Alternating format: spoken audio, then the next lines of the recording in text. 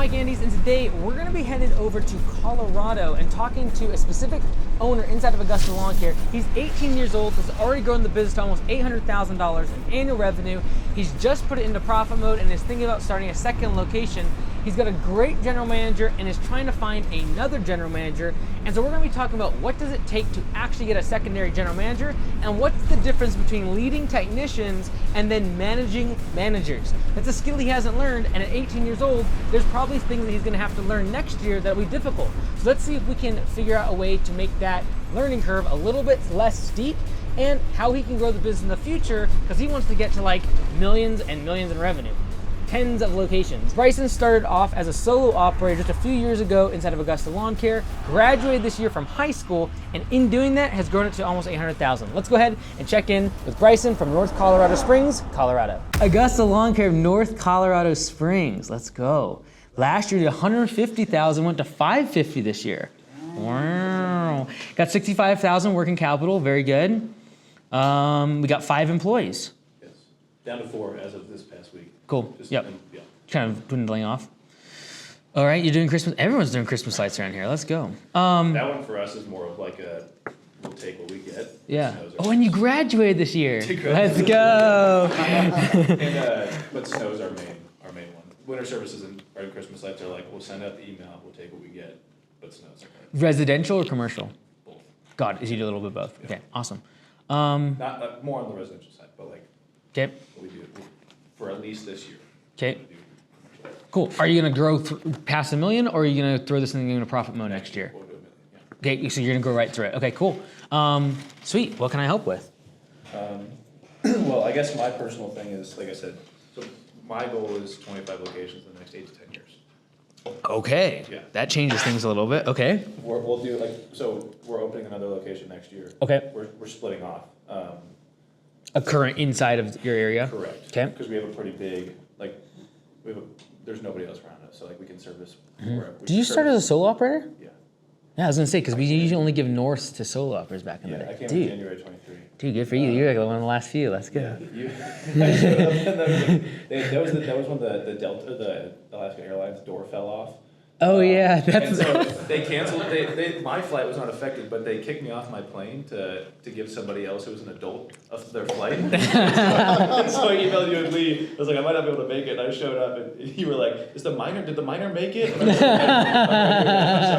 I'm sorry. But no, so I guess like that. Yeah, so that's the goal, and Andrew's a big part of that. Cool.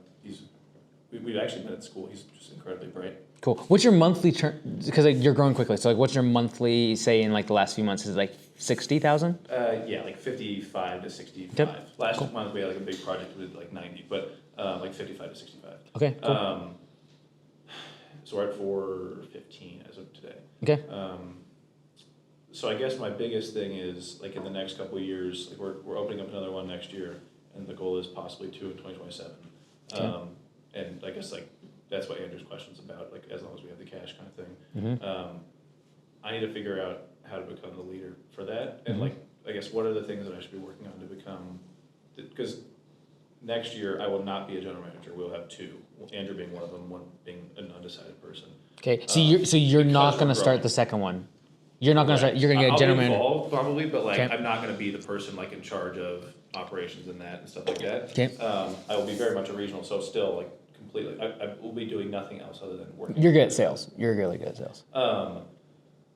And so I need to figure out how to go from managing, like this spring I went from managing 0 people to 5 people, and that was like the weirdest, hardest time of my life. Yeah. And I feel like it's going to be the same thing. Andrew's nice because we know each other so well that it's going to be almost like he's a little bit of a free pass as far as having to figure out how to, like I can tell him bluntly anything and he just accepts it. But I don't want to have to plan on, like I don't want to have to plan on like, oh, I can treat Andrew not as good. I can treat him however I want. I can be like more blunt and just tell him like, you did terrible at this, fix this. And like he'll take it and he'll do it and he'll be good at it. Yeah. But I don't want to be that person to him. And so I need to figure out like what are the couple things that I can do to go from 0 general managers to 2 to possibly 4 in 2027 to be on that. Yeah, so the constraint for multiple locations is finding great general managers. The challenging thing when you get your first general manager to be great is you think that they're all going to be that way. And you can build it two ways. One is you've tried to find and attract great GMs that are unicorns, like Andrew, and you grow slower because finding them is very difficult, and you'll churn through poor ones very quickly. Or you make the systems in place where you can take someone who's kind of a A-, B+ player, and it works. Now, putting an A- or B+ player in an existing location that's in profit mode, doing 600, 700,000 annual revenue, very possible. Finding your second GM to be the sales-related GM at the next location, very difficult if you also lack the skill of managing managers. So like I would not warn you, I would just say caution, tail is, it's gonna be a huge learning curve for you next year. So like just know you are stepping into very, very difficult territory next year. I think you'll absolutely crush it, and at your age, you should take all the risk in the world. There's only upside. So learning that skill is super valuable, so I would take the risk. Just know that it is very difficult to have this location fresh into profit mode, and then starting to get your second location with a sales-oriented GM that's gonna have to be out like pounding doors. KPIs are much more around outbound versus much more profit. That'll probably be Andrew. Oh, you're gonna move Andrew over. Yes, Okay. that's what I'm thinking. That I would agree. Profit mode, so might as well throw like the lesser skilled person. Yeah, I would agree with that. Especially because I'm going to be pretty much the RM, and so like Yeah. I'll still have like very much a foot in everything. 'Kay. Where if something's failing, have that. And then, so have you found anyone for your first location yet, or not We have really? an idea, but Okay. like it's not something where we like come to them and like, hey, do you want to do this? Right. So your question is really like, How do I just become the person that they deserve, kind of thing? Because we are thinking about, like, I've talked to Connor Hutchinson a lot Yep. and his model and stuff like that. So that's kind of what we really thought about. I've talked to him about like how can we take the dumbest person, or like what they talk about in the E-Myth, where it's like how can you take a monkey and be able to make them manage a location. And so Connor's been talking a lot about like the home office thing of like building it to where instead, because like right now, somebody in command center gets a call, they can't handle it, so they have to come to me, whatever. How do we get? But they can't handle it because they're not actually our phone reps; they're command center phone reps. But Right. if I answered the phone, I could handle it on the phone the first time, or if somebody who was actually in the business every time could answer it. Yep. So we thought about doing that just to like literally take every like routing, scheduling, all that stuff off the general manager's plate. Because obviously it's hard for command center to do because they're not here. But Yep. if it was an in-person thing. yeah. So I'm a big fan of doing a home office, Okay. especially once you pass $1 million. I would also say, if you look at everyone that's successful in terms of home office in Augusta, unless I'm forgetting somebody, every single one that's successful has their spouse I involved. was gonna say, as a wife, So- I don't know why. So let's go into that, Bryson. Back to that personal capacity. You need to do some interviewing. No. The reason I say that though is because if you don't have that, the reason many of them are successful is because they have someone who's willing to work 50, 60 hours a week, work about on the weekends, on the evening, etc.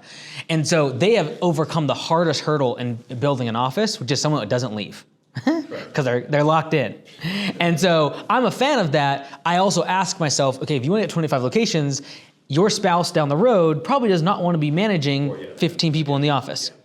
And so I would just think through that. And I believe in a way, because I know there's certain limitations with Command Center when you're scaling, it forces you to build the business in a way that you can make a home office with a higher probability of success.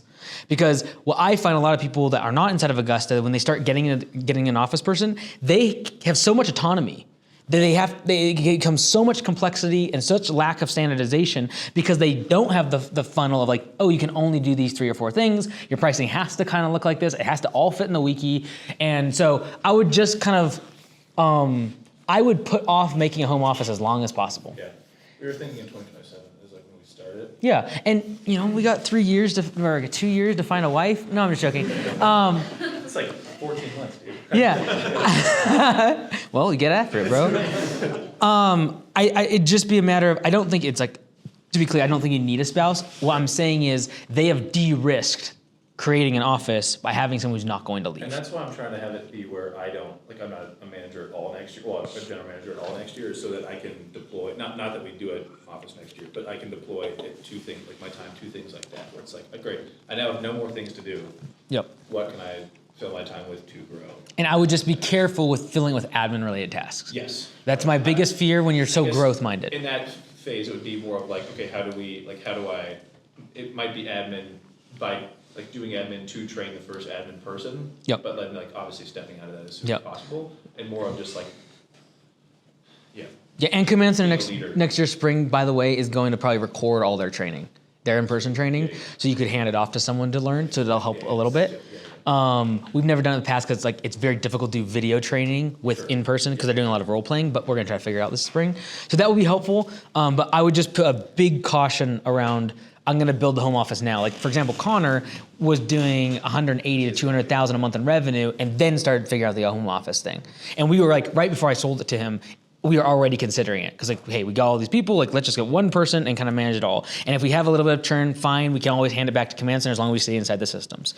And so like I would say if you don't have a spouse, I would just make sure you follow the systems enough to where if someone bounced, you can quickly hand it back. Yeah, that's what we were trying to do too, is like in 2027, if we have 4 locations, hopefully, like theoretically. Yep. Right? And that's where we can automatically start with like 2 or 3 people. Yep. That way if one person leaves, it's not the entire thing. It's like, oh, if we have 3 people and one person leaves, the other person can just jump in and the other 2 people can start. And when you hit 4 locations, you're growing at like 2.5 to 3 million. And from an admin perspective, what starts to happen is you start needing, you need specialists instead of generalists.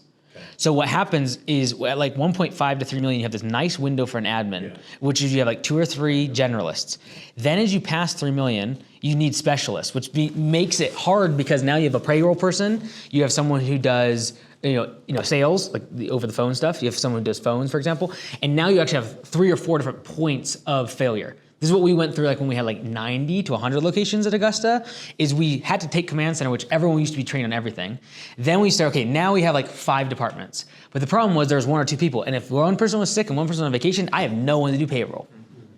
And so there's this nice happy medium, 1.5 to 3 million, I find, when it comes to having a home office.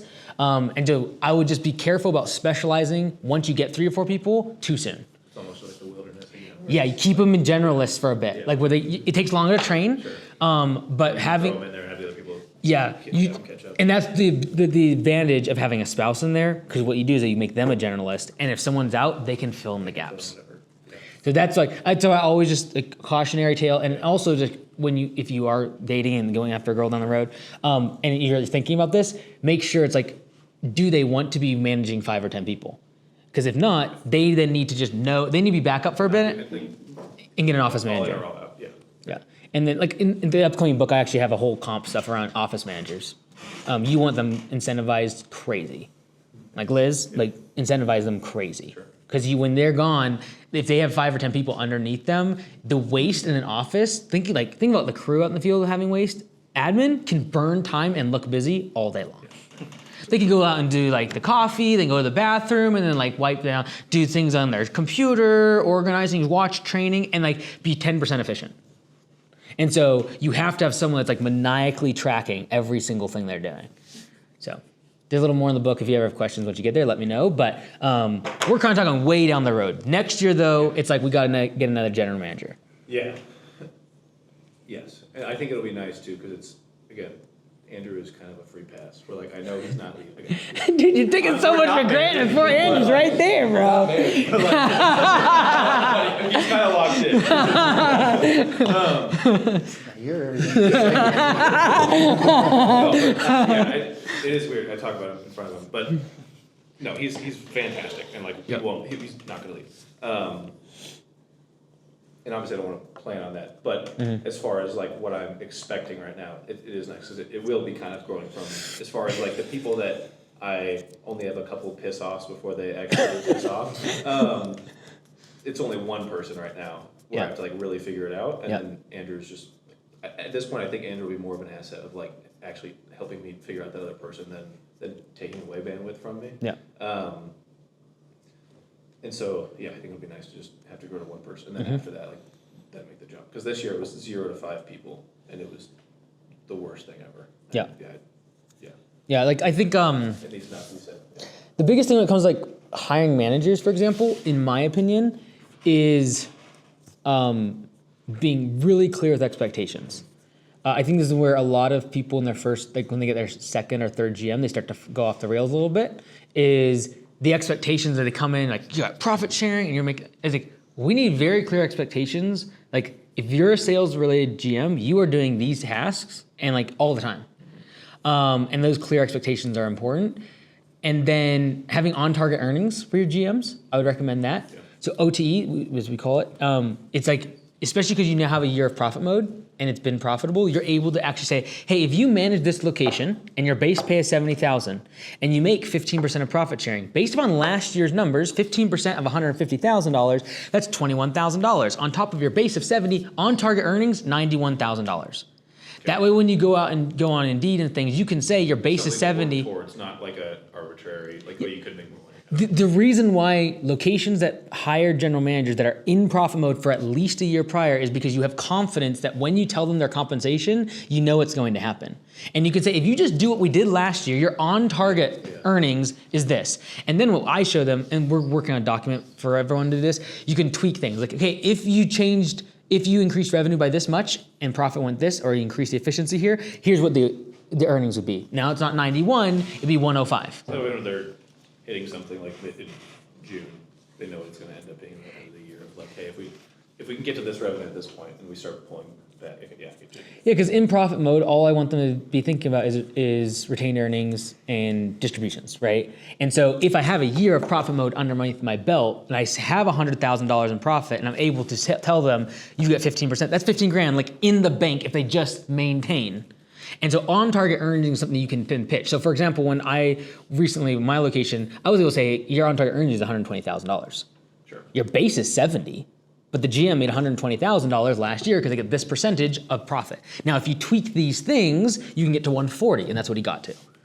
And so I would just lean a lot into on-target earnings and expectations. Okay. So, and just being like, most GMs that quit in Augusta are quitting because of the entrepreneur. That's actually the truth. And so, like, I like the fact that you come in like, hey, what do I need to do that they want to work with me? Because most people will quit because they're manager. And so I would be careful of one thing. As an entrepreneur, you have been rewarded in the past for finding a problem, creating the solution, and executing on it. If you want to retain a great manager and an A-level person, they want to find the problems, identify the problem, they want to come up with a solution, they might run it by you, and then they want to execute. Just be careful with you always being the entrepreneur that hovers above, finds the problem, gets the solution, and then it hands them a task.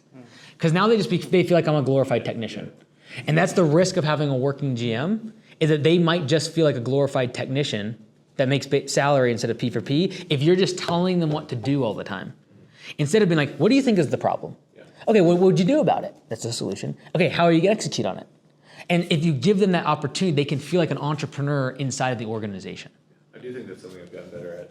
Just that's what I wasn't great at in spring. Mm-hmm. I found it. Honestly, it's come from just like being so tired that I'm like, I don't care, dude. Like, what do you think we should do? Like, I'm not even trying to be a good manager. I don't want to make a decision. Yeah. Or like, but yeah, I think that's something I've had to get better at. Yeah, and then they feel like there's another thing, when a location does well, so for example, this location that you hand off to the new person, sure, you get no credit for this location going forward. It's 100% them. And this is the hardest thing from an ego perspective. As you get multiple locations in profit mode, it has nothing to do with you. Right? So even like recently when I talked about like my locations, I showed my profit and loss, you notice like I didn't take any credit. I said I've never been there, like nothing about me. Like technically I worked at Bellingham Shop for 6 years with no pay, right? But technically it's like all the credit goes to them because you want them to be able to thrive inside that and take ownership of it. And that's the difference between the working GM model and what most, why you usually need to grow to a $2 million business before you get GM, is that if they are operating inside of the working GM model, they should be able to have the autonomy to hire, fire, make decisions, and find problems and give solutions. Just be very careful. You will lose really good people that are entrepreneurial if you just constantly suffocate them by coming up with the solutions for them. And it's tough because you usually know the answer. Like the hardest thing is when a manager's going through something and like this is really difficult and you know the answer, but don't jump in. You want them to come up with the solution and you know like they came up with 3 ideas and you're like, no, that one's not gonna work, that one's okay. And then they've got to like figure it out sometimes. So there's times where I've foregone hundreds of thousands of dollars knowing that there's a mistake going on in the business, but I need to let that fire burn so they make a mistake and come back to me and say, hey, I'm doing something wrong. Because if I would have jumped in, I would rather them have 100% of their energy and discretionary effort going towards their idea than 80% of their effort going towards my idea. Correct. Okay. Andrew has a question, if time. Oh yeah, 200%. Yeah. Go for it, dude. Mr. Perfect over here, bro. Goodness gracious. Taking notes about I am so, yeah. As we're scaling to 4 locations, so 1 in 2026, 2 in 2027, we were just wondering about the capital reserves that we should have as we're taking on a lot of debt. So for the 2 new locations in 2027, we were wondering about what would be a reasonable baseline to go into the year with in cash? Because we were thinking In 27. we were thinking 200,000 roughly, but Cash? there's gonna cash. Including starting 2 new locations. Okay, and That's you're including financing the start. everything. Yes, Okay. and then financing trucks and equipment and all that for the new locations will add quite a lot of debt. Which is fairly hard. Yeah. Just getting the one truck, they were like, we don't believe you. Yeah. You've had a credit history for 4 months. Given Bryson's age and the short history of the business, Yeah. do you have any recommendations for financing and capital reserves or anything to help grow at that rate? Yeah. Do you have a good relationship with your parents? Yes. 1 truck is co-signed. That's what I was asking. Like I would Many more. I would rather give them a chunk of something just to be a co-signer. Yeah. Not a chunk of equity, but I'd rather give them money. More money. Just so you can quickly scale. Like again, if I was talking to someone else, a family I'd talk about this differently. You guys are 18, 19, let's go. Let's scale the thing. I would make sure your second location does well. I would not think about 2027 at all. Okay. Because you're gonna get into such thick craziness next year when you have 2 locations because you no longer can be there at both of them at the same time. And so before you think, because here's the thing, everyone thinks it's like linear growth in terms of location. Like I'm gonna do 1 next year, then 2 the year after that, then 3 after the year, 4 after that. It's like, no. How it's gonna work is you're gonna have 1, 2, 2, 2, 2, 5, 10, 15. Sure. Because you'll have to learn the skill of management. And so everyone thinks that if I did it once, it's just gonna copy. No, it's a completely different business. Yeah. And so I would focus first on how do I get my first location in profit mode? You've got that, check 1. Then it's a matter of, okay, how do I duplicate this in general management, learn the skill of management, get my second location up to 500,000. Then you will have, the world will be your oyster if you have this location, doing 750 to 800,000 in profit mode, $150,000 in distributions. Your second location in profit mode, not sucking cash. You will have a 2027 where you have to spend money or spend $50,000 to $60,000 in taxes. That's when you start the next location. And $150,000, especially if you keep your living expenses low, that starts a whole location in cash. Or 2 locations, to your point, if you finance the trucks. But there's a real, I am so pro the 2 truck, 4 employee, $500,000 model. And getting that to 500,000 like you have, and then raising prices. That is so profitable. And it's easy for a general manager to manage 2 trucks and 3 other employees. And it can absolutely do 500,000. Especially in this market where you guys are leaning into Christmas lights so much. Yeah.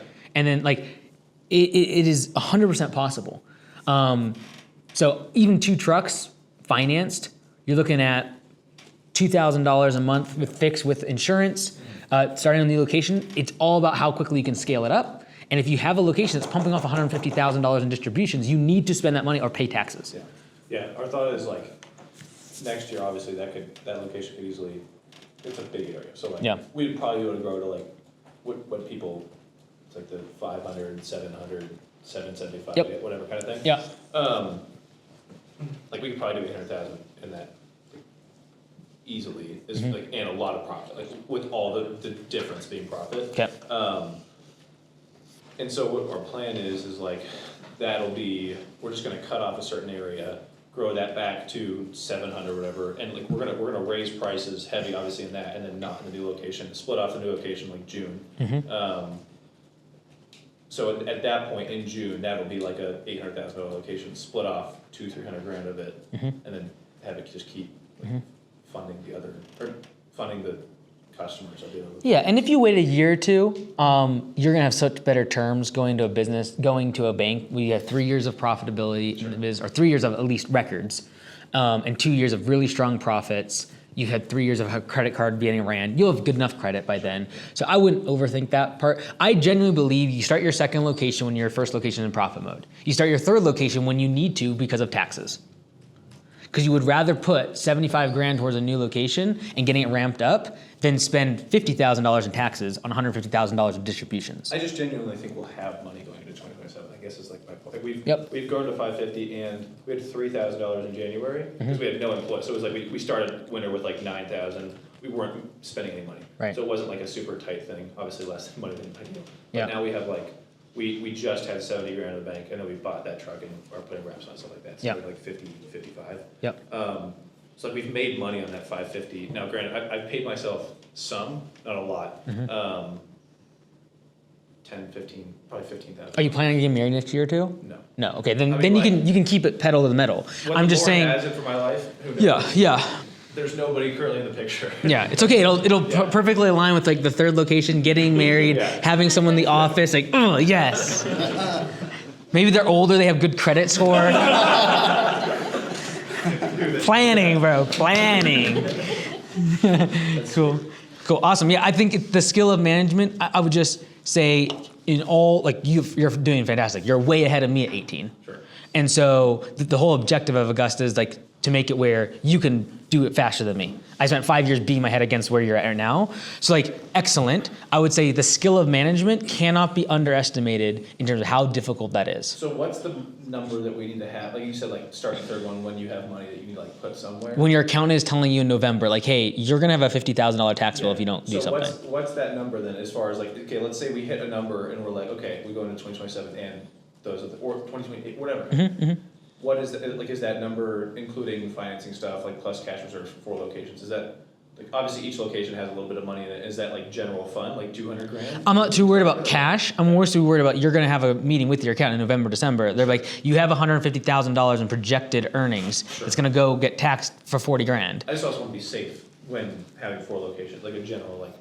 In general, I'm always looking for a month of revenue. So like Okay. every single time I'm looking at your guys' revenue, I'm taking this number, dividing it by 10 and saying, do they have enough working capital? Correct. And then I go to growth mode. Oh, they're in growth mode and they have enough cash. Yes, go. If this was 25,000, I'd be like, whoa. Let's hold off a year, right? So you have the green light to grow. Because as long as you have a month worth of cash flow in the bank, let's go.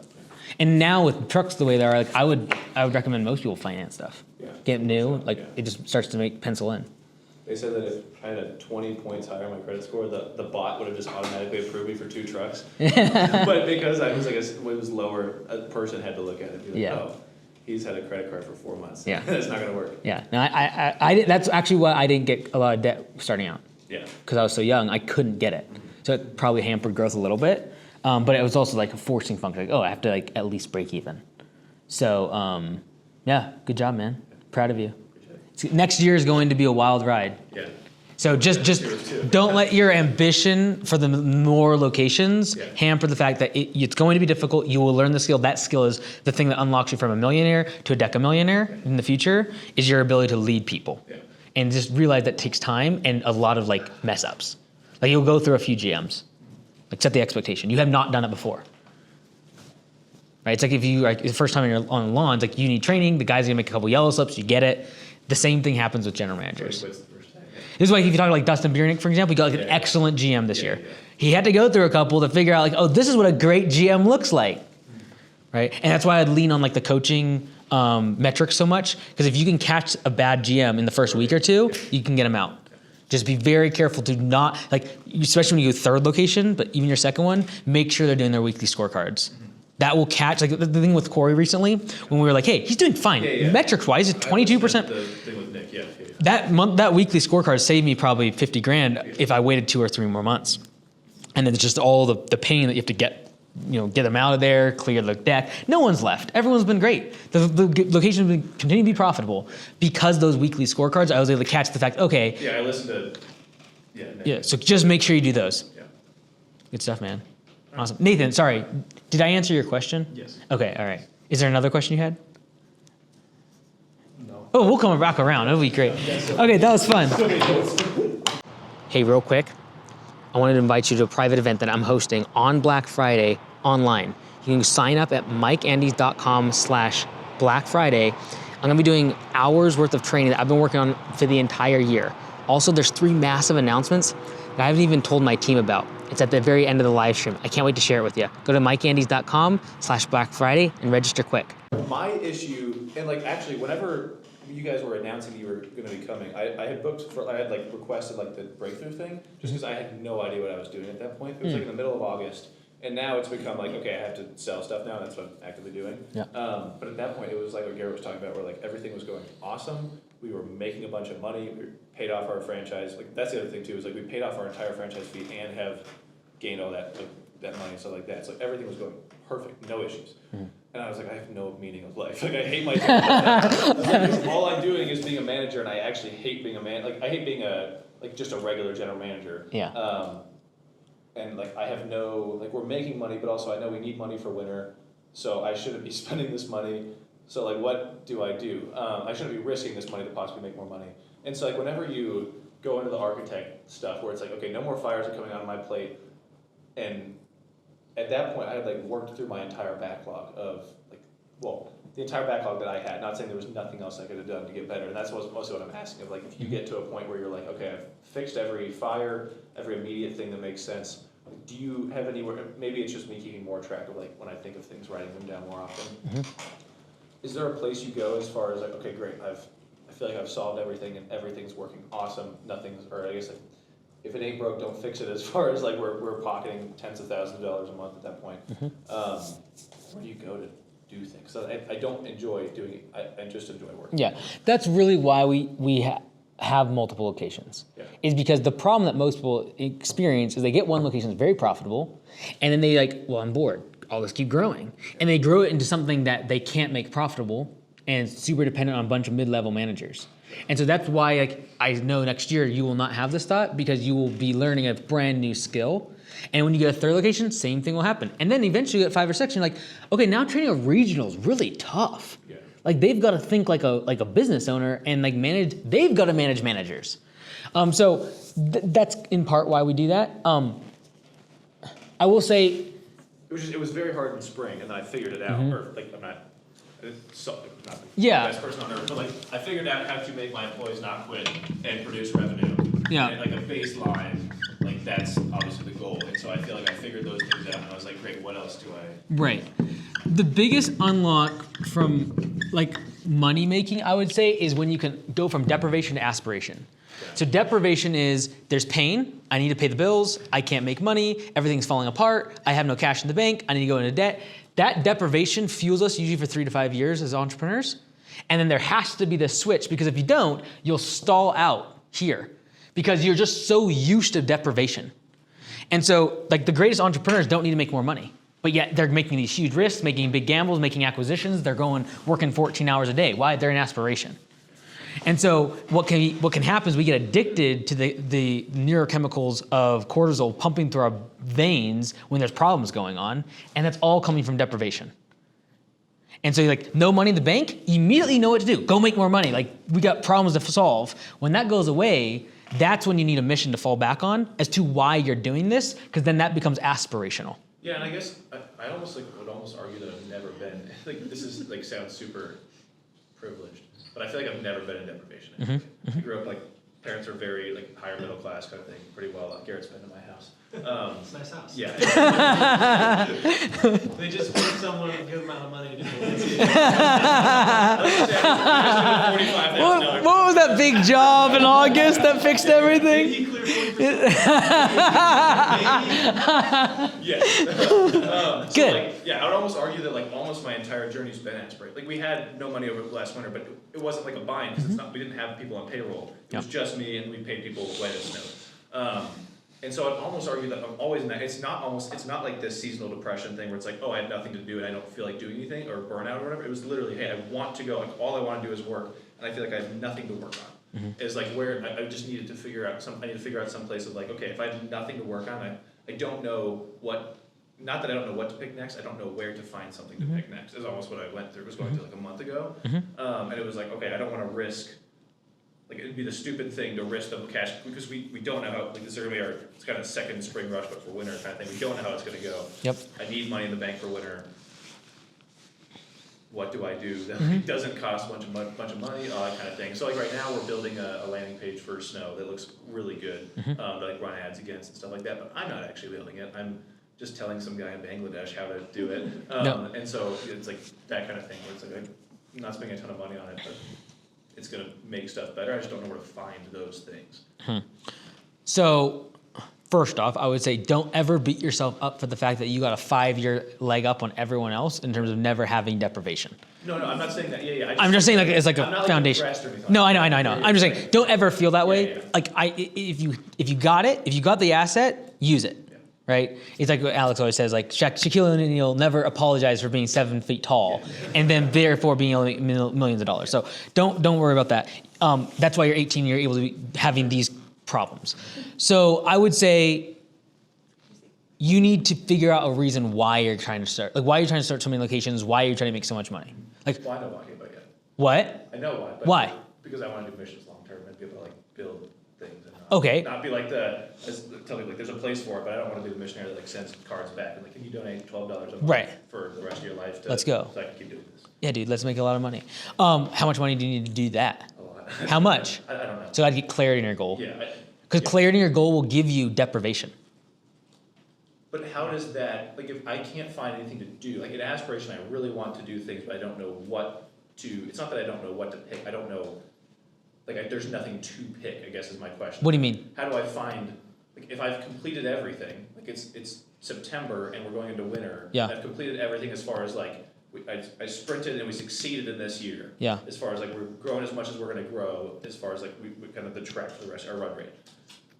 And we've succeeded in that, and I really don't wanna like I can't start working on, I can't do spring now, I can't skip these next couple months. So instead I have these next couple months, it's the same thing people go through in winter of like, hey, I want to work. Like I have goals to do as much as I possibly can. But I don't feel like I have anything to do because it's not like we could start a second location right now. So what's the next step as far as like, great, we've succeeded in this one location more or less, and we can't start this next one till in August, like the beginning of August, like okay, 9 months from now or whatever. Where do I go there? So you're like where do I find things like deep within to work on? Not where do I find the energy, but like where do I just find tasks? This is why like having a coach is important. Yeah. Because a coach will look at your P&L and be like, oh yeah, there's like 5 things here you need to fix and do better. Right? You look as good, like it's making profit. That is ultimately the finish line. Yeah. But every good business can become better. Yeah. And usually outside eyes looks at him like, oh, whoa, like what's up with your insurance? Like what about this? Like sometimes the best thing to do when everything's going right is play good defense. So immediately go into like, I'm gonna go get my insurance priced out. I'm gonna figure out all these efficiencies. Like go into that mode. I would also say, like I do think clarity on your vision would be super helpful. Like it's really easy for me because like 1,000 locations, like very hard line. Like if we need like we're going public in 8 to 12 years. Like there's lines here I have to cross, and I would say that gives you a sense of deprivation when you have nothing to do. Like when you don't know what to do next. Like I am so not even close to where my goal is at, and therefore I need to be doing something. Well, what do I put that energy towards? I guess in that case, I do feel the deprivation of like not of wanting to be. I've never felt deprivation of like in the business that kind of thing, but I do feel of like, gosh, like. Not there and I want to be there. Yeah, I think honestly, if you get some clarity on it, I would actually determine like, okay, what are the mission things you want to do? Okay. How much will that cost? And work backwards. How many locations will I need? How many will them be in profit mode? Like work all the way backwards and know the math on that will give you a sense of like, I'm behind. You know, like, and like to outside people, you'll seem crazy because like, why are you working so hard?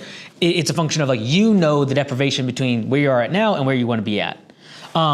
I would deploy as much energy as possible in those moments that you're like, hey, I have to wait 6 months for another location. I would deploy all my energy towards defense to make sure the person that comes behind you that is not at the level of entrepreneurship that you are is able to run the business and be just as profitable as you with it. You got to make the thing dummy proof. So that's like simplify and systematize everything. I should simplify and standardize everything. Right? So anything that you do on a daily basis should be boiled down to how can I make a 2-year-old understand this? Not because they're dumb, because I want the level of skill required to replace you as low as possible. Okay. And so usually I would just like slip into defense mode as soon as you go into that, like everything's going easy. Great, go into defense, fix all of the problems so that way when the next opportunity comes, you can go fully into it, like 100% of it into it, because this is so dummied down for someone to hand it off to.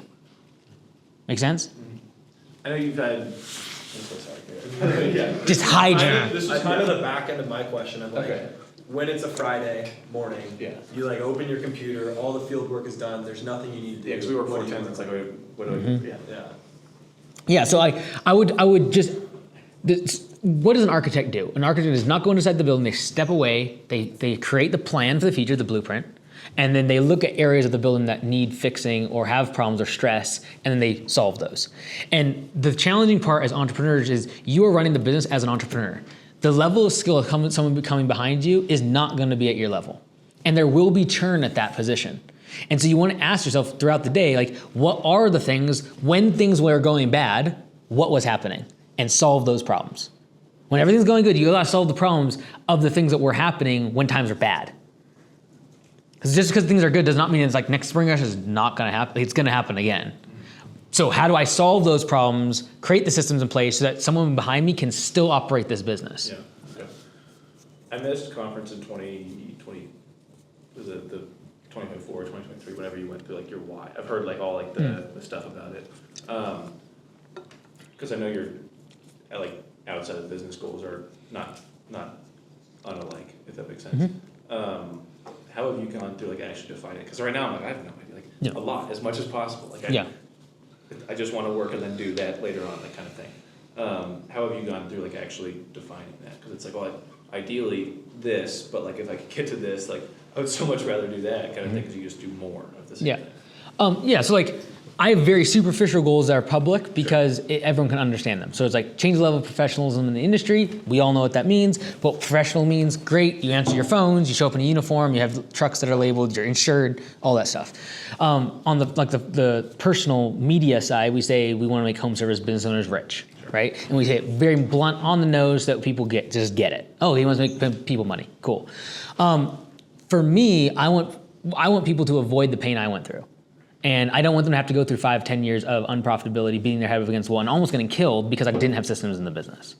And so that passion will outlive hitting the more vanity metric of like 1,000 locations. Because every single time I talk to anyone doing under 2 million, I know exactly what their pains are and what they're feeling, and like the incredible immense load of pain and pressure that comes with not having systems in the business. And so like I can empathize with them. I get very emotional and like involved with them. And like, so I used to preach back in the day, right? Because you know this language. So I used to preach, and after you preach, you get off stage and you are like, me personally, I'm physically drained. Like, cause like you're operating at a different level. And I get the exact same thing after talking to business owners. Because you care so deeply about the person. In this case, not their soul, but you care about solving pain for them in their business. And knowing that pain causes pain in their relationships, pain in their physical life, mental health, and all the rest of it. And so I can't solve, like, it is a savior's complex to think I will be able to change everyone's soul. Sure. But I know I can change just pain for them in their business. And if that, then it affects all these other aspects. And so I get really worked up and emotional about that. And so it's not a fake, it's not a facade, I don't have to put that on. And so anything that turns you on that way, I would just lean into it. And then I'd create definition in terms of like, oh, like I felt really good doing those things. And then just like, how do I build a business that I get to do more of that? Where do I put a monetary goal behind that, or a size goal behind that? Because then you know what the goal is. So for example, if you're like, okay, I want to do missions. What is that? Is that like, are you talking about like building orphanages? Are you talking about maintaining schools? I guess living on that side of like, I guess not necessarily like long-term where I lived there for 10 years or whatever kind of thing. But having it be, Garrett and I have talked some about this, of like having it be where it's like, oh, Bryson did this, so therefore Bryson would be a valuable asset to like whatever organization kind of thing. Okay. And then it being more of like like in a higher up position in that of like almost like an advisor role kind of thing, but then also being able to be like in a nonprofit. Yeah, but also being able to, because there's not as many issues of conflict of interest in a nonprofit. If you're like, oh well, I'm part of this, but also they need this, I can make this donation towards this, and I actually know where like that need is needed the most. Yeah, so I guess like all the above, both having that be my actual day to day, and then also having it be something where it's large monetary. Yeah. So towards large amounts of money towards that. In my opinion, this is my opinion, giving large sums of money mostly helps you in your brain. Sure. But One second. Yeah. Giving that money to something that you're really passionate about is super awesome. Yeah. And how I would figure out more clarity around where you want to give that money I to. know. And I'd just get over there. I'd be like, where do I want the money to go? What do I want it to do? And then you have an emotional bond when you give the money. I guess I know what it would go, like, I guess it's Haiti and it's kids in Haiti, so like that's, Cool. been working since I was like 7. Okay. I like sometimes on weekends we'll go and contract and do like different meal packs. Mm-hmm. I started a meal pack in Florida that we done like a 1.5 million meals or something like that. So, so like I know it's like that and around that Yeah. as of now, right? Right. Could change. I guess it's more of just like, well, if you could do one of these things, that's awesome. But if I could like work harder, make more money, and then do 2 of them, that's like really cool, or Yeah. 3, or whatever kind of thing. Yeah. Does that make sense? So I guess that's what's hard. Like I know exactly what I want to do, where I want to do it, but obviously everybody would rather do 100 times more, if possible. And so I have a hard time like putting like, I want to make this much money, then I can be done, if that makes sense, or You'll- be done with yeah. the business side of things, Right. and then still put that much effort into something else. I have a hard time like being like, oh well, I'll be done with growing. I'll be done with this, and then I'll put that effort into this. I have a hard time like defining when I'll be done. Most of the time that doesn't happen. Most of the time I see is people who give a little, when they get more, they give more. Sure. Yeah, and so that's my issue is like I have a hard time defining, like you said, define your, like how much money do you need? I said a lot, and you're like, well, to figure that out. So I just don't know where that line is. Yeah. It comes from the architect. In the architect phase, I would really think through that. Like, if you're thinking about from a legacy perspective, or like the feeling that you want, or is it the thing that you want to see? Like, really getting clarity on like, why do I give this money? Like, that's a really important thing when it comes to philanthropy, in my opinion. Is like, why am I giving this money? And then like, what do I want to change in these people's lives, or their circumstances, or like the change in the world I want to see? Great. What would be a number of people, or like what's the impact I need to make, and quantify that? The easier it is then to say backtrack it, like this is the size of business I need to get there. Instead of saying like an arbitrary number of locations, you might be able to get there with 10 locations. If that's the goal. But then you get to something double at 20. I guess that's my issue. I just don't know if there's a great answer to it. There's not. Yeah. Only you know that. Yeah. Because otherwise you'll be 85 years old trying to grow your businesses and be like, I'm one day gonna give to the kids in Haiti, right? And so you think about like, even like over the course of a 40-year career, for example, yes, you can make more money, like, but eventually you run out of time. And so if you only have 5 years at the end of your career to give, and it's like, it's so much, but what if you would have been able to grow half as big, but you did 20 years on it, right? I think I've more thought about it in like a span of years of like, what can I get to by 28, or because that's 10 years, or 28 or 30 or whatever. Yeah. More of like, hey, just do as much as possible until this time, then transition, instead of coming to like a monetary thing. Yeah. More because time's more definitive as far as like, if I, like, because that's a done, right? Like Yeah. money can keep going, but as far as like years go, like 10 years is like, once 10 years is up, that's it's done. And then it's like, okay, well, you've created this off that, so now go do this. Yeah. If that makes sense. Yeah, only you can answer that question. Okay, yeah. Yeah, it's a tough one. So